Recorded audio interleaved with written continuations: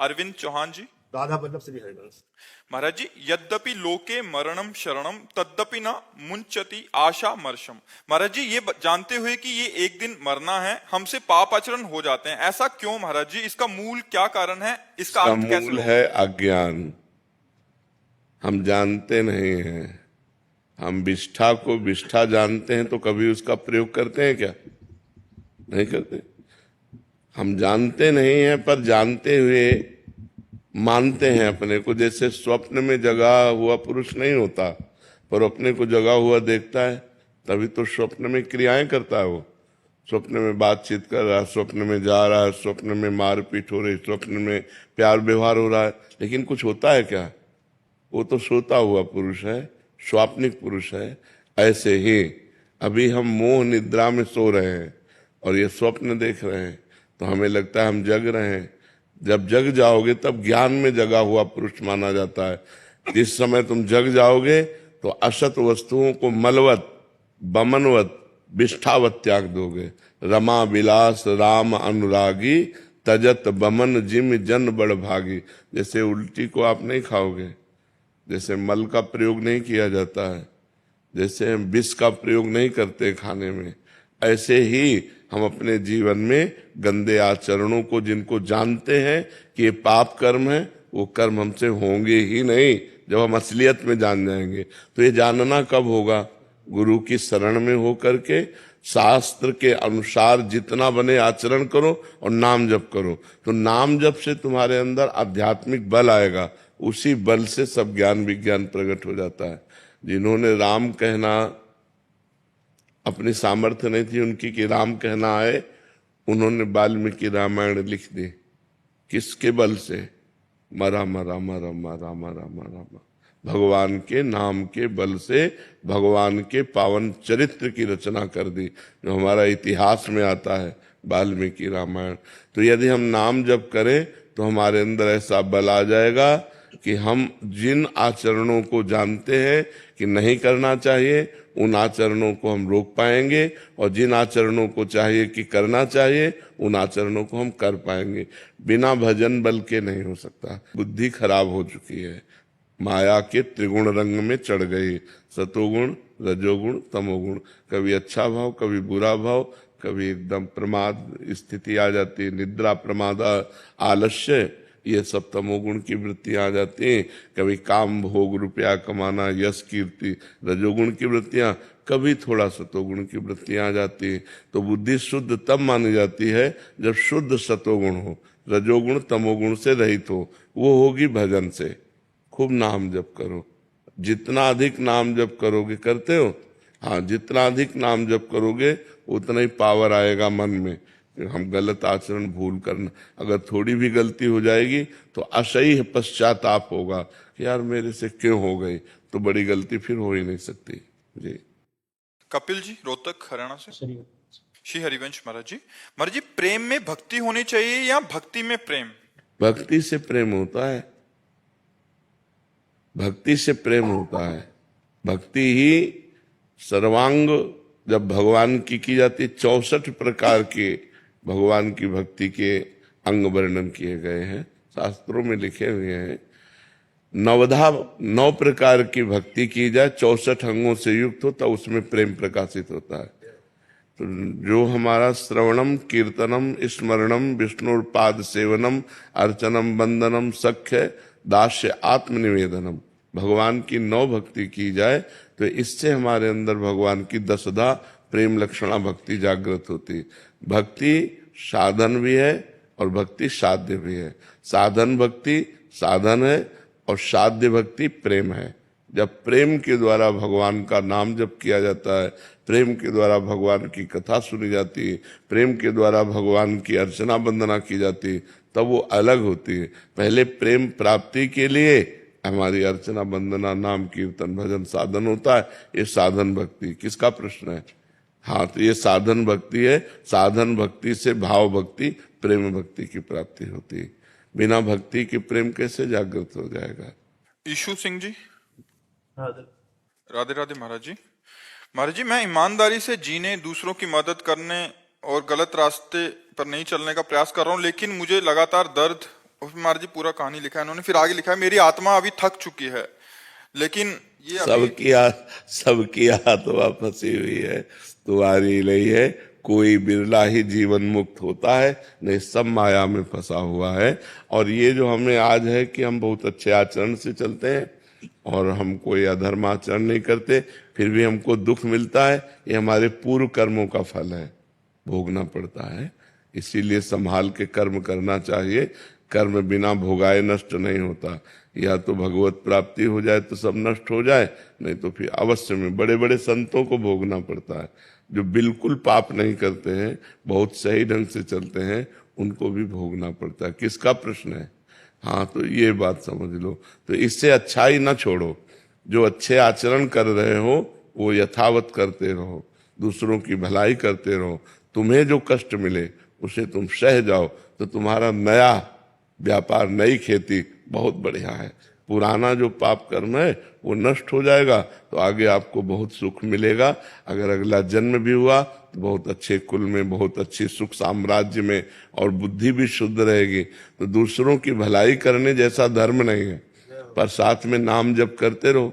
नाम जप करते हुए दूसरों की भलाई करते रहो, तुम्हारा मंगल ही होगा, कभी अमंगल नहीं होगा। अगर दुख आ रहा है तो ये हमारे पूर्व कर्मों से आ रहा है। बड़े बड़े संतों को कष्ट भोगना पड़ा है, किसी के कैंसर, किसी के ये, तो पूर्व जन्मों का पाप जो है वो भोगना पड़ा है। महाराज जी, अगर पूर्व में गलत काम हो गए हैं तो अब राधा नाम का सहारा ले लिया है, तो इसी जन्म में श्री जी मिल जाएंगे महाराज जी? हाँ, इस जन्म में मिल जाएंगे, लेकिन पूरी ब्रक पक्की लगनी चाहिए। अब लो नसानी, अब ना नसानी, आज तक किया अब नहीं करेंगे। ऐसे हमारे इतिहास में बहुत से महापुरुषों के चरित्रों में लिखा है कि वो पहले वैश्यागामी थे, पहले हिंसक चोर डाकू थे, लेकिन जिस दिन से बदले फिर अब लो नशानी, अब ना नशा। अगर हमसे पाप हो गए हैं और हम नाम जप कर रहे हैं, इससे सारे पाप नष्ट हो जाएंगे तब, जब अब नया पाप नहीं करोगे तब। अगर वही पाप करते रहो, नाम जप करते रहे, तो प्लस हो जाएंगे, जुड़ जाएंगे, और हमें दंड मिलेगा। नाम का अलग फल मिलेगा, पाप का फल अलग मिलेगा।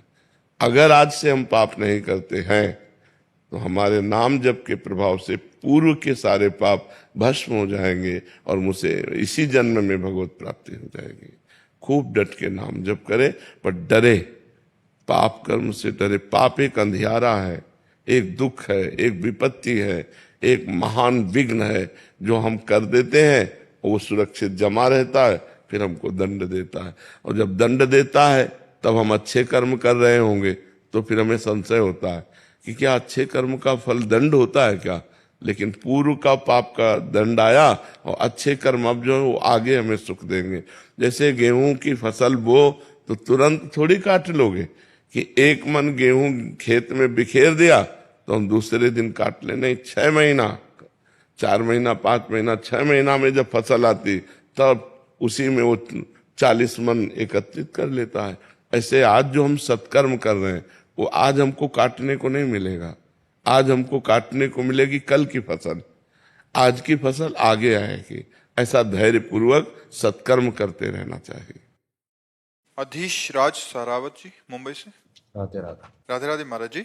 महाराज जी, जीवन में कई बार हम सही और गलत में अंतर जानने के बाद भी सही मार्ग का चयन नहीं कर पाते। ऐसे में भगवान से किस रूप में सहायता मांगे ताकि हमारी सही मार्ग पर चलने की इच्छा इतनी प्रबल हो जाए कि हम अपने आचरणों और आदतों को बदलाव ला सकें? नाम जप बारी मथे घत होए बरु, शिकताते बरु तेल, बिनु हरि भजन न भवतरिय, या सिद्धांत अपेल।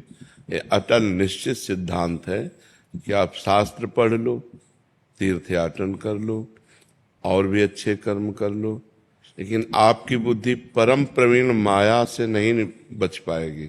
उससे बचने का उपाय भजन है। जब तक भजन जिसके जीवन में नहीं होता तो ज्ञान की बातें करता है, आचरण गिरे हुए ही करता है, वृत्ति उसकी संसार में ही रहती है। और जब हम भजन करते हैं तो हमारी वृत्ति भगवान में रहती है, और जब भगवान का हमारा स्मरण निरंतर चलने लगता है तो बुद्धि इतनी परम प्रवीण हो जाती है कि माया की प्रवीणता को काट करके वो मुक्त हो जाती है। नहीं तो हम कहीं न कहीं भोगों में फंसे हैं, कहीं किसी शरीरों की आसक्ति में फंसे हैं, कोई रुपए की, कोई नशे की, वह पूरे संसार को फंसाए हुए हैं। अगर बच सकता है, बारी मथे घत होए बरु शिकता तेवर तेल। कह रहे हैं भले असंभव में संभव हो जाए, जैसे बालू पेलने से तेल असंभव है, लेकिन बोले शायद हो जाए। जैसे पानी मथने से घी असंभव है, पर कहते शायद ऐसा हो जाए। लेकिन बिना भजन के इस संसार से नहीं तर सकते। इसलिए भगवान का जो परम प्रिय नाम गुरुदेव ने दिया हो या जो अपने को प्रिय लगता हो, खूब नाम जप करें। नाम जप करें और आचरण जो नहीं करने चाहिए उनसे बचने की चेष्टा करें। बचाएंगे तो भगवान करो सदा तिनके रखवारी, जिम बालक राखे महतारी। जैसे बच्चा गंदी चीज पकड़ना चाहता है, माँ दौड़ के बचा लेती है। ऐसे जो भगवान का भजन करते हैं तो भगवान दौड़कर उसे बचा लेते हैं। कोई न कोई रूप धारण करके आते हैं और जहां वो गलत करना चाहता है उसको बचा लेते हैं। भगवान कहते हैं करो सदा तिनके रखवारी। तिनके किनके? जो नाम जप करते हैं, जो भगवान को हृदय से पुकारते हैं पर असमर्थ हो रहे हैं, गंदी बातें उन्हें गिरा रहे हैं, तो जब वो भगवान को पुकारते हैं तो भगवान किसी न किसी रूप में आकर उनकी रक्षा कर लेते हैं और ऐसा बल देते हैं आगे से हमसे वो गलती न हो। नहीं कोई भगवान को प्राप्त ही न कर पावे, इतनी प्रबल माया है। अगर भगवान कृपा न करे तो कोई भगवान को प्राप्त ही न कर पावे, इतनी प्रबल माया। शिव बिरंचिका मोह को है बपुरान। जब बड़े बड़े भगवत स्वरूपों को मोहित कर ले तो फिर और बेचारा कौन है संसार में। बहुत भगवान की प्रचंड माया है। लाख बार पता है ये गलत है, नहीं करना चाहिए, पर वो करता है। अपने को ज्ञानी समझता है। सब शास्त्रों का ज्ञान है, ये मतलब हम साधारण आदमी की बात नहीं कह रहे, शास्त्रों का ज्ञान है। धर्म से चलने की कोशिश करता है और जानता है गलत है, फिर भी कर बैठता है। इतनी प्रचंड माया है कि मान लो जो जानता नहीं तो भाई मेरे को पता नहीं था, गलती हो गई, लेकिन अपने को गलती करने के पहले अंदर आ रहा है ये गलत है। ऐसा नहीं करना चाहिए, बिल्कुल नहीं करना चाहिए। और वो ये सब अंदर चलते हुए भी वो गलत ही चला जाएगा यदि उसके अंदर भजन नहीं है। और भजन बल है तो फिर नहीं, फिर तो ऐसे हो जाएगा जैसे कोई गंदा खाद्य बमन आदि क्यों खाना चाहेगा, ऐसे वो अधर्म के आचरण नहीं करेगा। अधर्म के आचरणों से ऐसे बचेगा जिसके अंदर भजन चल रहा है, और भजन नहीं चल रहा तो फिर सब बेकार है। इसलिए खूब भजन करो, नाम जप करो, जो भगवान का नाम तुम्हें प्रिय हो, अधिक से अधिक संख्या में करो। चाहे वो आजकल काउंटर चले हैं, माला से काउंटर से, पर सबसे अच्छी विधि अंदर चलाना। अंदर उसी का चलता है जिसका पहले अभ्यास हो जाए, और अंदर अंदर भजन होने लगे तो जीवन सार्थक हो गया। शांत तो बैठा है, कोई माला नहीं, कोई अंदर अंदर भगवान का स्मरण था। पर ये अभ्यास से होता है, अभ्यास के लिए माला काउंटर आदि की आवश्यकता होती। विविका धवानी जी। महाराज जी राधे राधे। महाराज जी यदि शारीरिक पीड़ा भी कर्म फल है तो दीर्घ पीड़ा में आस्था और धैर्य कैसे बनाए रखें? नाम जप करते हुए जब हम भगवान का आश्रय लेते हैं तो हमें बल आता है। जैसे इससे ज्यादा दीर्घ पीड़ा क्या होगी, दोनों किडनी फेल है, डायलिसिस होता है। अब जब तक जिएंगे आखिरी श्वास तक ये पीड़ा हमको भोगनी पड़ेगी। तो दीर्घ पीड़ा है, लेकिन भगवान का भरोसा है और भगवान का नाम जप है तो उससे हिम्मत आ जाती है। हम आप लोगों के सामने बैठ करके भगवत चर्चा कर पाते हैं। तो नाम जप से और भगवत आश्रय से, ये दो बातें होनी चाहिए। भगवत आश्रय और नाम जप तो हर कष्ट सह सकते हो, क्योंकि प्रेम में कष्ट सहने का बल होता है। जब हम भगवान से प्रेम करते हैं तो हम शरीर के द्वारा जो भोगे जाने वाले कष्ट हैं उनसे हम ऊबते नहीं तो अभी हम डिप्रेशन में चले जाएं कि यार कब तक, मतलब बुखार हो, जुकाम हो, 2 दिन 4 दिन ठीक हो, और 20 वर्ष हो गए भोगते हुए, 20 वर्ष हो गए, दोनों किडनी खराब हुए, और वो डाउन पे डाउन होती चली जाती है। लेकिन हमें सही पूछो तो कोई परेशानी नहीं। बाहरी ये सब परेशानियां हैं, अंदर से बहुत प्रसन्न है, बहुत सुखी है, आनंदित है, तभी ये दिनचर्या चल पाती है। तो ये आनंदित होना, दुख में सुखी होना, बड़ा अच्छा लगना, ये भगवान के बल से है।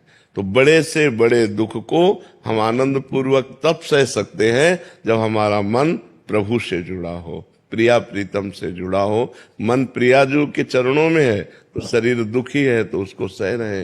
अगर मन इसमें लग जाए तो घबराहट पैदा हो जाए। अब ये एक बार होना हो तो चलो हिम्मत कर ले, अतरे दिन रोज ये सब तो कितना बड़ा मतलब कष्ट का विषय है। लेकिन आपसे सच्ची कहते हैं, हर कष्ट आनंददायक होता है। जब डायलिसिस में कष्ट होता है और उस समय जब नाम चलता है तो नाम में आनंद आ रहा है, शरीर कष्ट में कोई परेशानी नहीं। अगर नाम ना हो, भगवान का आश्रय ना हो, तब तो रोज मरना है, रोज मरना है। जैसे हम भगवत आनंद में रहते हैं तो शरीर भी इतना बुरा असर नहीं पड़ता शरीर के ऊपर कि मुरझा जाए, वैसे एकदम आनंदित रहता है। तो ये कला हम सबको सिखाना चाहते हैं, क्योंकि मनुष्य जीवन में सुख और दुख दोनों का योग आता है। जब दुख आवे तो चित्त भगवान में रखो, बच जाओगे दुख से, निकल जाएगा दुख, बड़ी बड़ी समस्याएं नष्ट हो जाती हैं।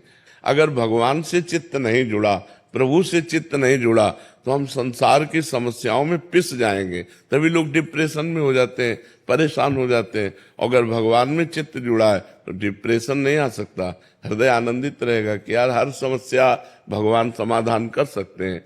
अगर वो हमें दुख भोगा रहे हैं तो कोई मंगल है, हमारे पापों का नाश हो रहा है, लेकिन है ना प्रभु, प्रभु हैं, इस बात से बड़ा आनंद रहता है। मेघा जी जयपुर से। राधे राधे। राधे राधे महाराज जी। महाराज जी, मेरा प्रश्न है कि मुझ जैसे जन जो शहर में रहते हैं, जहाँ संत सेवा एवं उनका संग ना मिले, तो कैसे रसिक महापुरुषों की सेवा सुख पाए और जीवन का कल्याण हो जाए, उसके दुर्लभ संग। वैसे बहुत सुविधा है आजकल, तो YouTube से संतों का सत्संग सुन लो, और संतों की आज्ञा का पालन करना ही सबसे बड़ी सेवा है। आज्ञा समन सुसाहिब सेवा, रोटी दे देना, कपड़ा दे देना, या रुपया पैसा खान पान जो भी सामग्री है, ये खास सेवा नहीं है। जिससे संत प्रसन्न होते हैं वो सेवा है आज्ञा का पालन करना। तो जो संत सत्संग में कहते हैं वो अगर हम अपने जीवन में उतार लेते हैं तो हम संत सेवा कर लिए। आज्ञा समन सुसाहिब सेवा, अपने साहब की आज्ञा का पालन करना ही सबसे बड़ी सेवा होती है।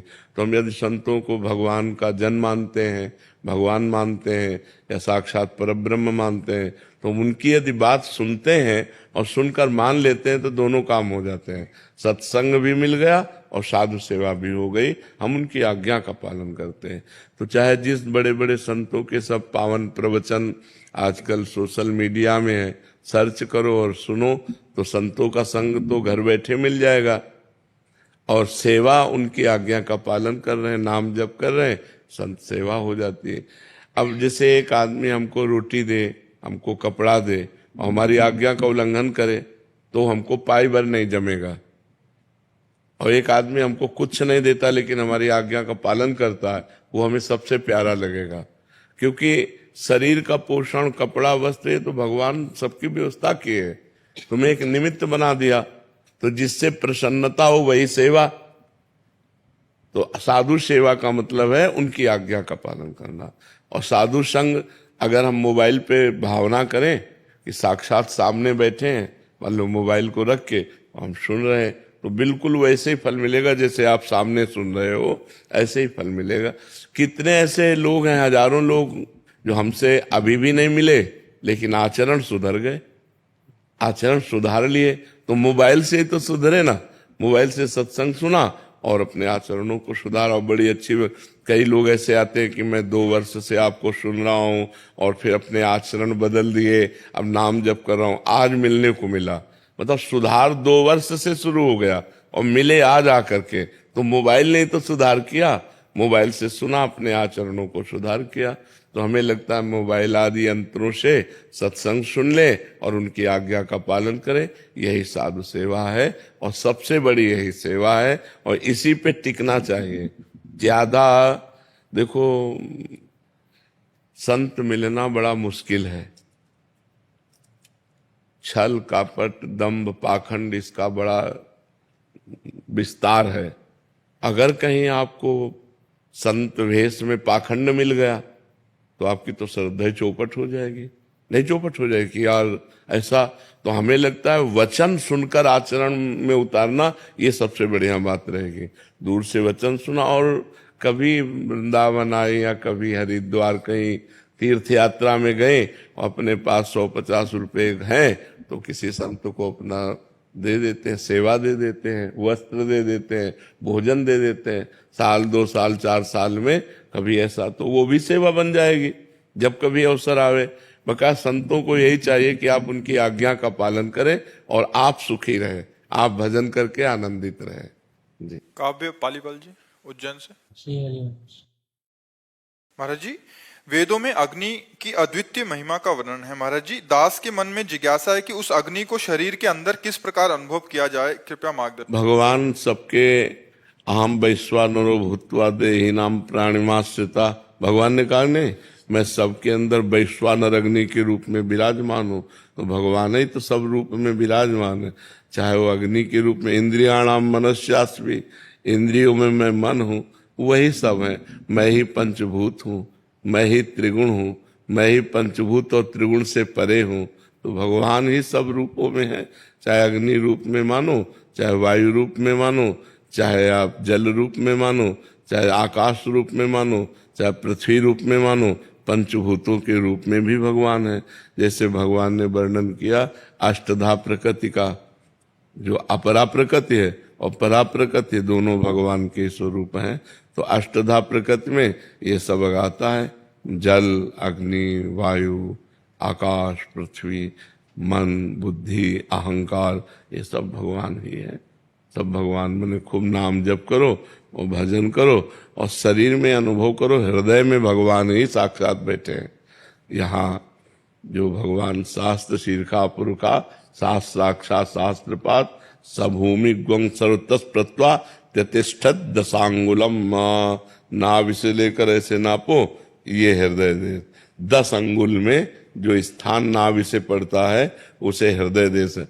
त्यतिष्ठत दशांगुलम, यहाँ भगवान विराजमान है। तो स्वयं भगवान विराजमान है, तो सब रूपों में भगवान तो विराजमान है ही है। जी। दिव्यांशु रंजन मिश्रा जी। राधे महाराज जी। राधे राधे महाराज जी। महाराज जी, मैं कोई बहुत भजनानंदी नहीं हूँ। मुझे सपने में कुछ महीने पहले राधा रमन जी के दर्शन हुए थे। वो मंदिर के विग्रह से निकलकर मुस्कुराए और मेरे पास आए। महाराज जी, क्या इसे भगवत साक्षात्कार कहते हैं? नहीं, इसे भगवान की कृपा कहते हैं कि मंगलमय भगवत स्वरूपों के दर्शन होना, संतों के दिव्य संतों के लेकिन भगवत साक्षात्कार से नहीं। भगवत साक्षात्कार जीवन मुक्त हो जाओगे उसी दिन से। काम क्रोध लोभ मोह मद मत्सर इन सब से मुक्त हो जाओगे। शरीर का कोई राग नहीं रहेगा, हृदय परमानंद में लबालब भरा रहेगा, कोई चाह नहीं, कोई शोक नहीं। ये भगवत प्राप्ति के ब्रह्म भूता प्रसन्नात्मा न शोचति न कांक्षति समः सर्वेषु भूतेषु मद भक्तिम लभते पराम। पराभक्ति का स्वरूप होगा ब्रह्मभूत हो जाना, स्वयं भगवत स्वरूप हो गए। जैसे लोहा कभी सोना नहीं बन सकता, वह पारस के स्पर्श मात्र से सोना बन गया। ऐसे ही जो ही भगवत साक्षात्कार होता है तो जीव अपने स्वरूप को प्राप्त हो जाता है। मम दर्शन फल परम अनूपा, देखो मम दर्शन फल परम अनूपा जीव पाव निज सहज स्वरूपा। वो भगवदाकार वृत्ति, तो वृत्ति तो हुई नहीं, वो स्थिति तो हुई नहीं। तो ये कृपा है, भक्ति की ये कृपा है। पर अभी भगवत साक्षात्कार नहीं। भगवत साक्षात्कार ऐसे होगा जैसे हम आपको देख रहे हैं। वो स्वप्न नहीं, वो कोई भावना नहीं। साक्षात्कार का मतलब ही होता है ना, वो कोई स्वप्न नहीं, वो कोई भावना नहीं, साक्षात ऐसे तरह। तो फिर जीव निहाल हो जाता है। राहुल जी मुंबई से। श्री हरिवंश। श्री हरिवंश महाराज जी। महाराज जी, श्रीमद् भागवत जी में मद का क्या अर्थ है? मद अहंकार। अहंकार बोले तुम्हें विद्या मद है, विद्या का बहुत मद है। बोले धन का बहुत मद है, तो मद, अभिमान, घमंड ये सब एक ही शब्दों के पर्यायवाची है। जैसे जल, वारी, तोय, पानी, तो बात एक ही हुई ना। बहुत मद, ये शास्त्रीय शब्द में मद है, अभिमान है, घमंड है। उसी बात को कहते हैं कि जो काम, क्रोध, लोभ, मोह, मद, मद का मतलब अहंकार होता है। मत्सर, ये 6 दोष बताए गए, काम, क्रोध, लोभ, मोह, मद, मत्सर। हाँ, काम, क्रोध, मद, मान न मोहा, लोभ न क्षोभ, राग न द्रोहा। तो मद का तात्पर्य है अहम, अहंकार आना। बोले बड़ा अभिमानी है। इसको शास्त्रीय भाषा में जब बोला इसे विद्या का मद है, इसे धन का मद है, मतलब धन का घमंड है, धन का अहंकार है। ऐसे मद शब्द का मतलब अहंकार से है। दर्शन जी अहमदाबाद से। राधा वल्लभ श्री हरिवंश महाराज जी। महाराज जी, अगर साधक भगवत प्राप्ति के मार्ग पर चलना चाहता है और पत्नी भी उसकी सहायता कर रही है, तो क्या बच्चे करना जरूरी है महाराज जी? क्योंकि कई बार अगर होना होगा तो हो जाएगा, नहीं होना होगा तो कितने ऐसे दंपति हैं जो लाखों करोड़ों रुपए लगा चुके और उनके संतान नहीं हो रही। तो संतान भी एक योग होता है, आप उसके कर्ता थोड़ी हैं। अगर आपकी 4 संतानें होनी है तो होनी है, नहीं होनी है तो आप चाहे जितना डॉक्टर को दिखा लो, रुपया लगा के दवा ले लो, नहीं होने वाली। बहुत से ऐसे करोड़पति, अरबपति लोग हैं जिनके रुपया की कमी नहीं और डॉक्टरों के संबंध की कमी नहीं, लेकिन संतानें है ही नहीं, लाख उपाय कर लिया। तो हमें लगता है कि भगवान के विधान को मानना चाहिए। अगर भगवान, हो सकता है जैसे आप भक्ति मार्ग में चल रहे हैं, आपकी पत्नी भी भक्ति मार्ग में, तो कोई महाभागवत पुत्र पैदा हो जाए, कोई राष्ट्र को प्राण समर्पित करने वाला वीर पैदा हो जाए, तो हमें निषेध नहीं करना चाहिए। अगर भगवान का विधान है कि 2 संतान उत्पन्न हो और आप उनकी सेवा करते हुए नाम जप, तो भगवान की सेवा बन जाएगी। तो हमें इस पर ज्यादा विचार नहीं करना चाहिए कि हमें संतान करना है या नहीं करना। ये तो विधान पहले से हो गया। नहीं होना है तो तुम्हारे दोनों के मन में आ जाएगा कि अब हमें करना ही नहीं है, वो आ जाएगा, क्योंकि होना नहीं है। अगर होना है तो हो जाएगा, संतान हो जाएगा। 18 वर्ष ब्याह के बाद संतान होते हैं। 18 वर्ष ब्याह कर किए हो गए और संतान योग बना जाके 18 वर्ष बाद। लास्ट की बहन के भी ऐसे ही था जी, सारी रिपोर्टें नॉर्मल थी दोनों की, हस्बैंड की, वाइफ की, और 18 साल बाद। हाँ, तो वही कह रहा हूँ कि 18 वर्ष बाद संतान का योग होता है। तो जब योग होता है तभी होता है, और योग नहीं होता तो फिर अपने बस की बात थोड़ी। अपने तो एक चिड़ैया नहीं बना सकते, फिर मनुष्य के एक रोम गिर जाए ना, रोम तो हम दोबारा लगा ले सकते, फेविकोल से थोड़ी देर जोड़ दे, वो बात अलग है। तो हम संतान क्या पैदा कर पाएंगे? वो भगवान का योग होता है। अगर वो योग होगा तो है। ऐसी भावना है कि पहले भगवत प्राप्ति, बाकी जो भगवान। नहीं, इसमें ये बात सोचना है कि मेरा लक्ष्य है भगवान की प्राप्ति। अब अगर भगवान की प्राप्ति संतान उत्पन्न होकर उसकी सेवा से होनी है तो भगवान उससे करवा लेंगे। बात समझना है, भगवान के ऊपर जो हम छोड़ देते हैं। देखो, भगवत प्राप्ति ऐसे नहीं होती कि ये सब छोड़ दो और भगवत प्राप्ति ऐसे करने से होती है। क्या केवल वेश रखने से भगवत प्राप्ति हो जाती है, या गुफा में रहने से भगवत प्राप्ति हो जाती है, या फलाहार करने से भगवत प्राप्ति हो? हम सबकी काट करके आपको बताते हैं। देखो, कितने ऐसे अजगर हैं जो गुफाओं में पड़े रहते हैं, कितने ऐसे जीव जंतु हैं, क्या उनको भगवत प्राप्ति हो जाती है क्या? कितने ऐसे जीव हैं जो केवल जलपान करते हैं, कुछ खाते ही नहीं, केवल जल पीते हैं, जलचर जीव।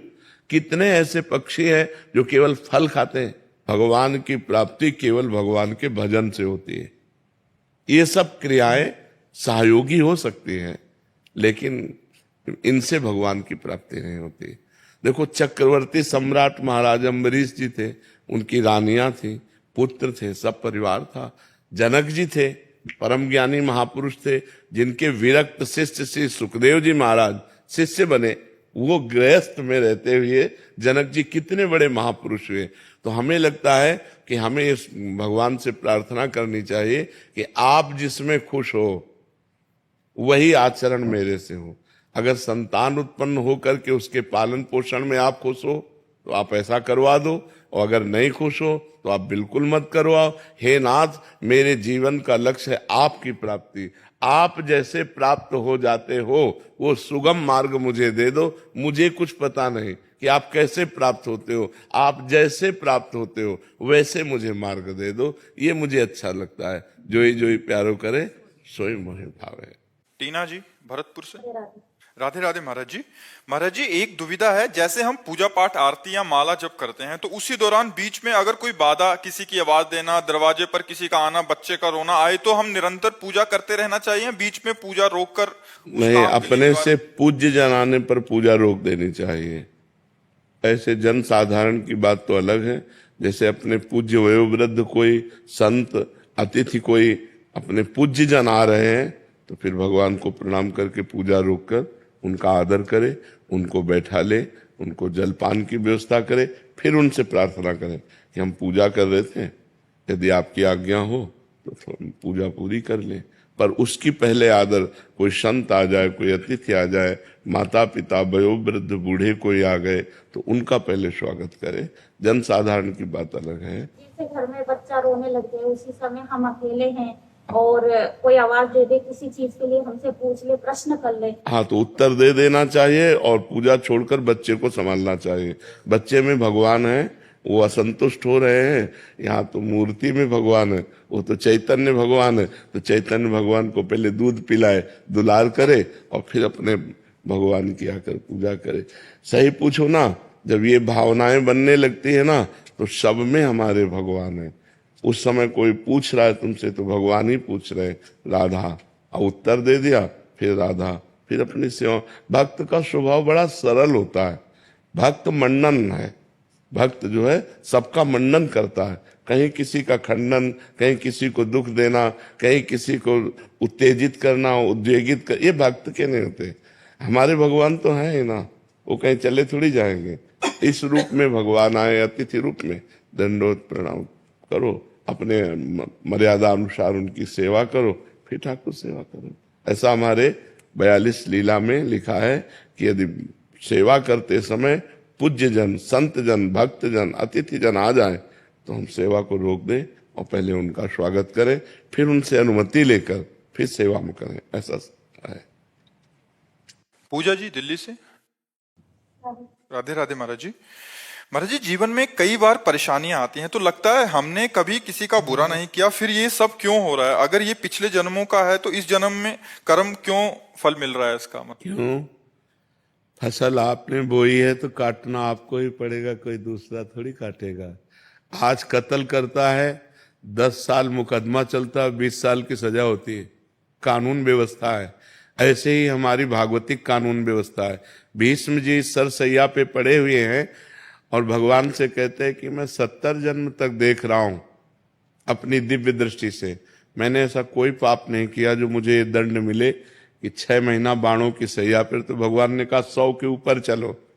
एक बार आप राजा थे और एक सांप को उठा करके बबूल के पेड़ में बड़े बड़े कांटों में ऐसे डाल दिया और वो 6 दिन तक तड़प तड़प करके मरा। उसी का परिणाम आपको 6 महीने बाणों की सैया में। तो एक बार किसी एक आदमी का कत्ल किया तो उसको 50,000 जुर्माना या 1 लाख जुर्माना और आजीवन सजा, क्या दंड मिलते हैं? नहीं मिलते। तो हमारे तो न जाने कितने पाप हैं। अब कौन ऐसा शरीरधारी है जो झूठ नहीं बोल रहा? कौन ऐसा शरीरधारी जिससे पाप नहीं हो रहा? ये तो बात कह देना कि हमसे तो कोई गलती ही नहीं हुई, हमसे तो कोई पाप ही नहीं हुआ, ये बिल्कुल हम अविवेकपूर्ण मानते हैं। नहीं, ऐसा नहीं है।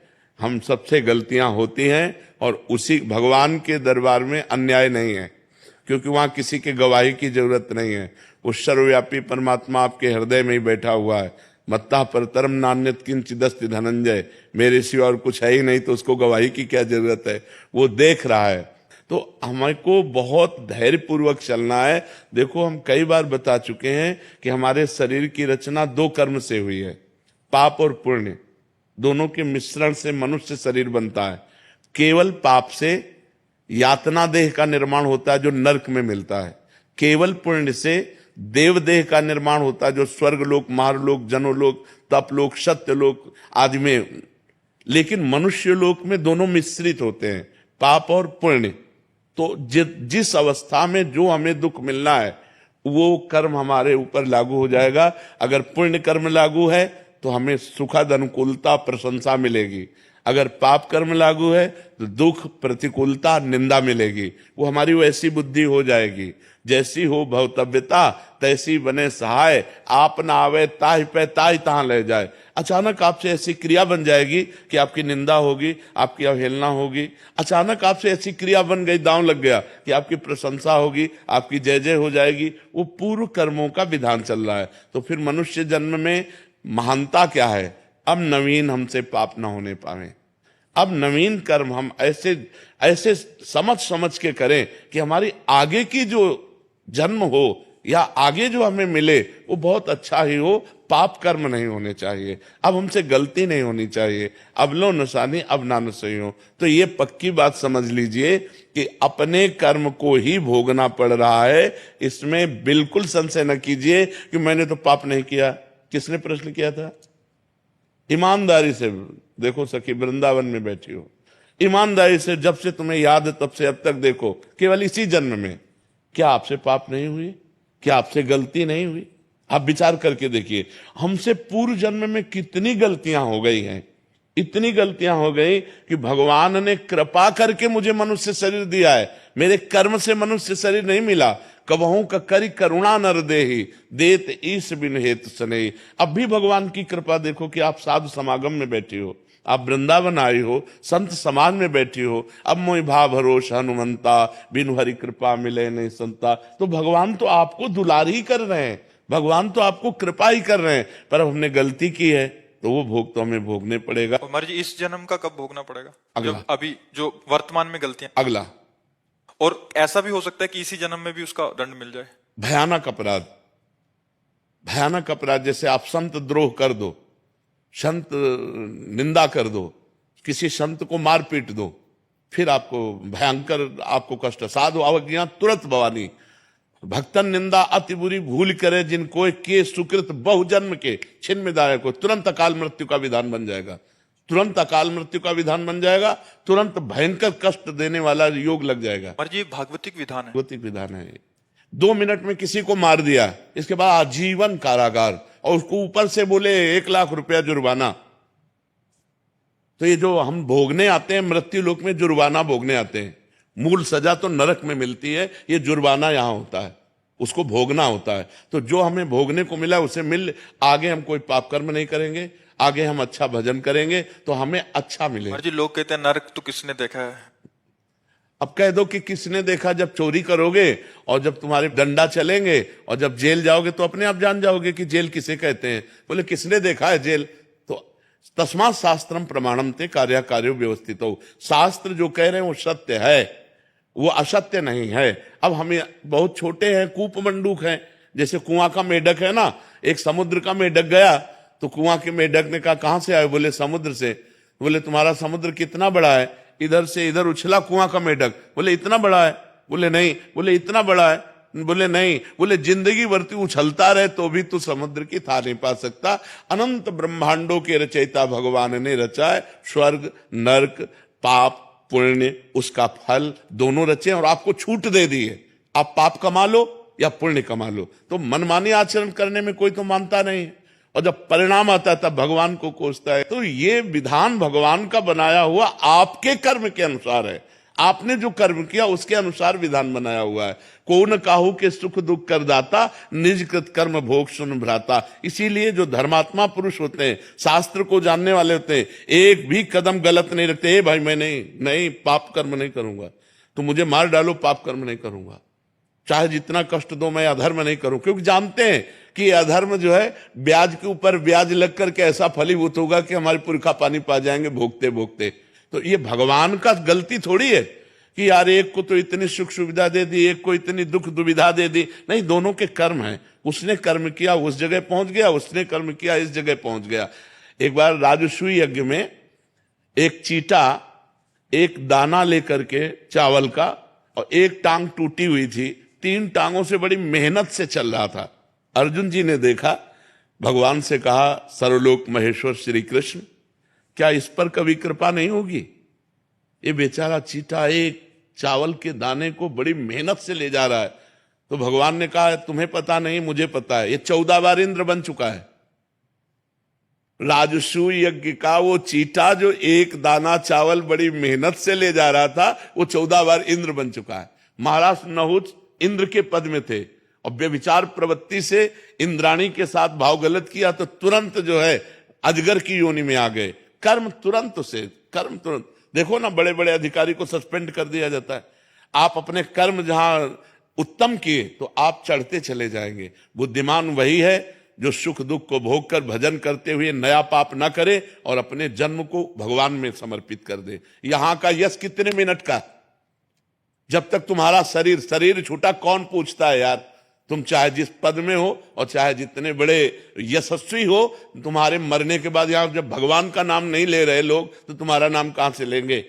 और तुम्हारे साथ जाएगा क्या? यहां का बैंक बैलेंस, यहां की वाह, यहां की तुम्हारी पत्नी पुत्र परिवार।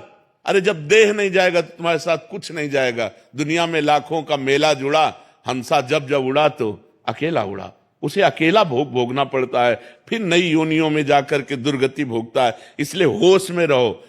जो पूर्व पाप का कर्म है उसे भोग लो हंसते हुए। आगे कोई पाप मत करो, नाम जप करो और अच्छे आचरण करते हुए विजय को प्राप्त हो। परमात्मा ने तुम्हें खेती दे दी और बीज दे दिया, अब बोते क्या हो ये तुम्हें देखना है। खेती दे दी भारत भूमि में मनुष्य शरीर, बीज दे दिया तुम्हारी बुद्धि। पाप कर्म बोते हो या पुण्य कर्म बोते हो? अब बम्बुल बोओगे, दाग छुआरा खाना चाहोगे तो बेकूफी होगी। गन्ना बोओगे तो गन्ना मिलेगा, बम्बुल बोओगे तो बम्बुल मिलेगा। अवश्य में भोक्तव्यम कृतम कर्म शुभाशुभम। यहां मनमानी आचरण करते हैं, इसके बाद भगवान को दोष देते हैं। नहीं भाई, बहुत संभल करके करो, फिर देखो आपको आनंद आता है कि नहीं। हम अंदर की तुम्हें बात कहते हैं। यदि तुमसे पाप कर्म ना हो तो आप देखो आप सुख में ही डूबते चले जाओगे। लेकिन मनमानी आचरण करते हो, पाप करते हो, जब उसका दंड आता तो भगवान को कोसते हो। भगवान एक सर्व समर्थ पिता है जो तुम्हें दे दिया, अब तुम उसका वर्ताव क्या करते हो अपनी श्वासों का, अपनी बुद्धि का, ये तुम देखो। अपनी श्वासें और बुद्धि गंदे कामों में लगाओगे, बोले सफाया करवा दिया, गर्भ गिरा दिया। अरे इतनी हमारे वैज्ञानिकों ने व्यवस्थाएं रखी है कि आप वहां तक पहुंचो ही मती। जब गर्भ आ गया है तो उसको नष्ट करो ही मती। वो भगवान का जीव अंश है, अब आप उसकी हत्या करोगे, उसका दंड मिलेगा कि नहीं मिलेगा? और जब दंड मिलेगा बोले हमने तो कोई पाप किया नहीं। पराये पुरुष से व्यभिचार करोगे, हमने कोई पाप नहीं किया। पराई स्त्री से व्यभिचार करोगे, हमने कोई, हमारा शास्त्र कह रहा है ये व्यभिचार है, ये पाप है। जिस स्त्री को स्वीकार करे आजीवन उसी पर ही अपने जीवन को निर्धारित रखे, किसी दूसरी स्त्री से सहवास न करे। एक स्त्री जिस पति को स्वीकार करे उसे भगवान मान करके आजीवन निर्वाह करे। ये हमारे भारत की पद्धति है। हमने कभी डिवोर्स नहीं सुना पीछे, ये अभी चला है। ये जो गर्लफ्रेंड बॉयफ्रेंड इन्हीं के बाद ये चला है। नहीं, हमने कभी डिवोर्स नहीं सुना। हम अपने बचपन में कभी ये नहीं सुना कि उनकी पत्नी ने उनको डिवोर्स दे दिया या उनके पति ने, कभी नहीं। आजीवन संबंध निर्वाह करना